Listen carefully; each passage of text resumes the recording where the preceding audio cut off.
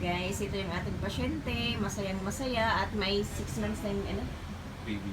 Baby niya. Ito naman yung kanyang partner. O diba? True loves. Nakita lang, nag-meet lang sila pala sa ano. Ay hindi, nagkita lang pala sila sa ano. Ay hindi. Saan kayo nag-ano? Messenger. Sa messenger lang pala sila nagka-chat. O diba? Hindi mo akalain nga naman yung buhay. O diba? Buti pang mga ganito may true love eh. Yung Partner, Diba? then O, diba? divorce, then ayan, nagpa-antay-tetanus siya para meron siyang protection. Diba? Pakita natin kagandahan niya. Diba? Swerte mo pa nga, may nagmahal pa sa'yo ng sobrang-sobra. O, diba? Yung iba dyan, tapon. inaayawan na, diba?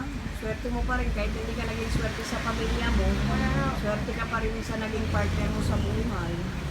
Diba? O proud